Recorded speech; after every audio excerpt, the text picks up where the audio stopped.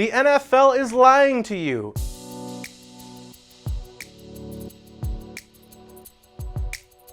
It's like the National Football League is intentionally trying to sabotage itself with this latest story that can only be classified in the shoot yourself in the foot category. A proposed Super Bowl ad from American Veterans, AMVET, simply asking people to hashtag please stand during the national anthem has been rejected by the NFL because it would distract viewers from focusing on the game itself. The NFL's Vice President of Communications, Brian McCarthy, told the Army Times that the Super Bowl, quote, is designed for fans to commemorate and celebrate the game, players, teams, and the Super Bowl. It's never been a place for advertising that could be considered by some as a political statement, unquote.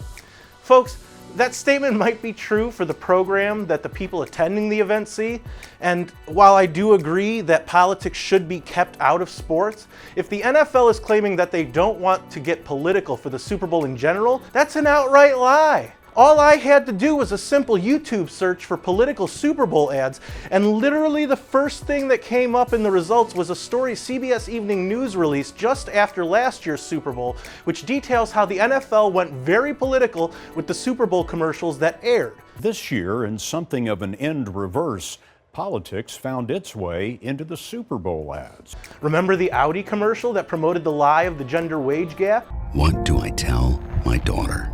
Do I tell her that her grandpa's worth more than her grandma? Or how about Airbnb's ad that promoted the migration of refugees?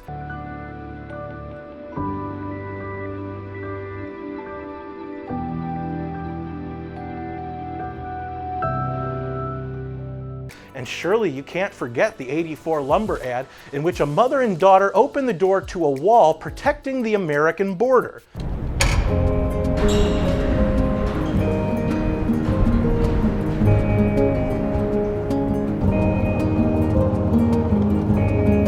Who does the NFL think they're kidding? So they won't publish an ad from veterans because it could be too political for some and distract people from the game.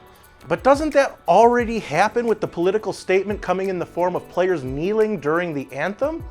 The NFL and people like Commissioner Roger Goodell think we're all so stupid to the point that they talk out of both sides of their mouths.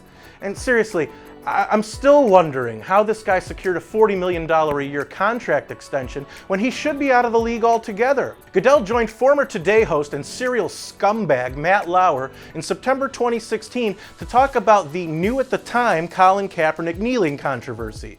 This doofus had the gall to say in the same paragraph, well, I think when our players speak out and they feel strongly and passionate about something, I think it's a good thing for us. What I do believe, though, is the respect for our country, the people who have fought for those freedoms and those values, the people who protect us here and abroad. I think those are very important, and you're going to see it on Sunday.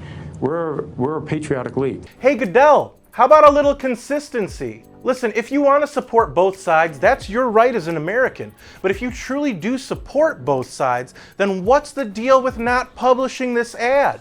In a letter to the NFL, National Commander of AMVET, Marion Polk, called the league out for its double standard on free speech. Here's part of what Polk wrote. In closing, freedom of speech works both ways. We respect the rights of those who choose to protest, as these rights are precisely what our members have fought and in many cases died for. But imposing corporate censorship to deny that same right to those veterans who have secured it for us all is reprehensible and totally beyond the pale. Not only has the NFL been caught in a very public lie, but they're also squelching the freedom of speech of those who fought to protect the right of those to kneel. If you want to know more about this story, check the link in the description below. For MRC-TV, I'm Kangadis. We'll see you next time.